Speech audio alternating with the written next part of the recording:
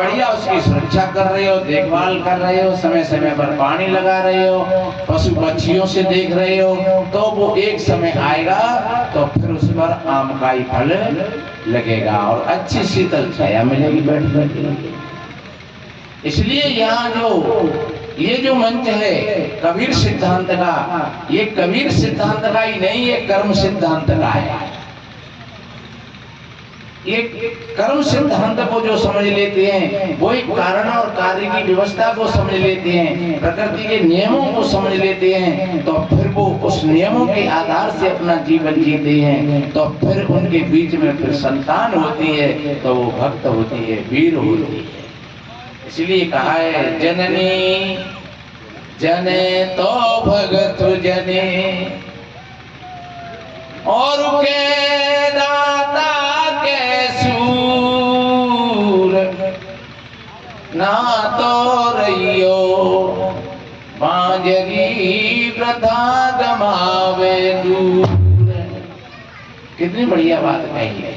अगर पुत्र पुत्री को जन्म देना है तो आप ऐसे विचार से, और जब दोनों ही पति और पत्नी विचारमान हैं, ज्ञानी हैं, सत्संगी हैं, कारण और कार्य की व्यवस्था को समझते हैं, तो फिर दोनों के बीच में तीसरी चीज पैदा होती है, संतान। वो वीर होती है, वो भक्त होती है, वो तुम्हारी सेवा तो करेगा, चाहे बेटी हो चाहे बेटा हो, तुम्हारी संतान वो तुम्हारी सेवा तो करेगी, लेकिन वो समाज की भी सेवा करेगी, और वो जहां जाएंगे वहीं पर सेवा करेंगे, वो शोषण नहीं करेंगे। इतना बढ़िया कहा है, धर्म बिहारी पुरुष जो धर्मचारिणी नार वीर भक्त संतान हो, कहते संत का है। धर्मचारिणी नार, जहां धर्म बिहारी, धर्म का अर्थ ये नहीं है कि कोई हिंदू इस्लाम सिख ईसाई या ब्राह्मण क्षत्रिय वैश्य शूद्र, या कोई चोटी रखा ले तो धर्मात्मा हो जाए, या तिलक लगा ले तो धर्मात्मा हो जाए, या कंठी जने ऊपर ले तो धर्मात्मा हो जाए। सच्चे अर्थों में ये कोई मत हो सकता है, कोई संप्रदाय हो सकती है, लेकिन धर्म नहीं। धर्म का तो अर्थ ही होता है धारयति स धर्मा। धर्म के बड़े गूढ़ रहस्य हैं। धर्म हिंदू नहीं है, इस्लाम नहीं है, सिख नहीं है, ईसाई नहीं है।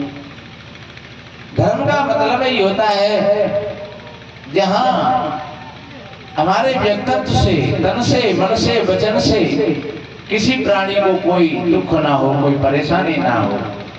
समझ लो आप परमात्मा, और तुम्हारी वाणी में कटता है